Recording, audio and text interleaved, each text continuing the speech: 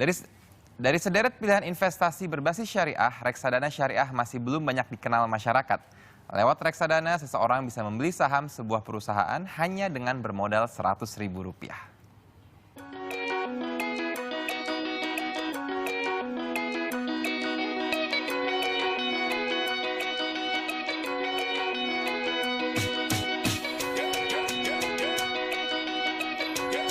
Tak jauh berbeda dengan reksadana konvensional, reksadana syariah cocok bagi investor yang memiliki pengetahuan terbatas, namun mencari jenis investasi yang terbilang aman.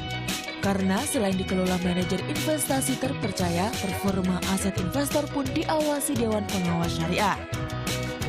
Investor reksadana syariah itu akan mendapatkan satu pengawasan yang bisa dibilang lebih dibandingkan reksadana biasa, karena adanya si Dewan Pengawas Syariah. Instrumennya dibatasi, jadi ruang lingkupnya akan lebih terlindungi dibandingkan dengan reksadana biasa. Begitu.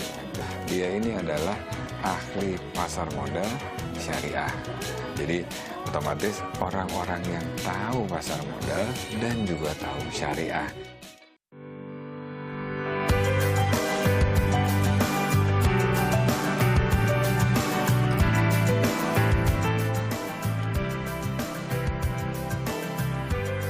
Hampir sama dengan reksadana konvensional, reksadana syariah juga mengerti investor dengan keterbatasan dana. Dengan modal Rp100.000 saja, kita bisa menjadi bagian dari pemegang saham di beberapa perusahaan terkemuka. Namun, pada reksadana syariah, perusahaannya tak bisa sembarangan. Sesuai namanya, reksadana syariah tidak menempatkan dana investor pada perusahaan yang bertentangan dengan prinsip-prinsip syariah Islam. Dalam reksadana syariah, itu kita tidak boleh berinvestasi terhadap saham-saham. Ini saya ngomongnya tentang reksadana saham ya. Tidak boleh bertentangan dengan prinsip-prinsip syariah. Nah, biasa itu dilihat tuh ada dua hal sih, terutama di pasar saham itu. Satu, memang harus halal. Halal itu kan banyak definisinya ya, tidak boleh minuman keras, tidak boleh judi, tidak boleh tempat hiburan maksiat, dan sebagainya. Dan yang kedua itu rasio keuangan tertentu.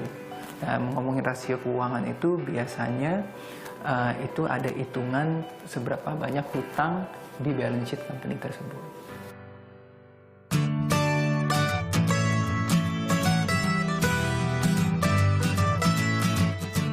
Selain itu, pemilihan reksadana juga harus disesuaikan dengan tujuan dan jangka waktu yang diinginkan.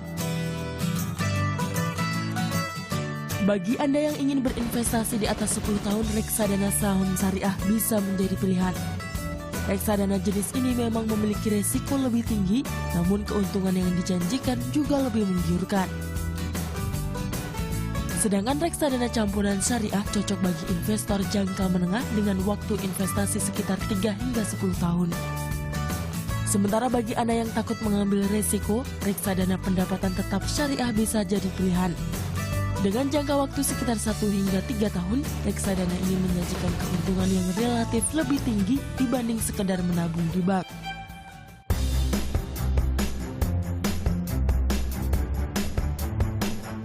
Meskipun berumur belum terlalu lama dan berskala lebih kecil dari reksadana konvensional, minat investor pada reksadana syariah dari tahun ke tahun menunjukkan tren positif.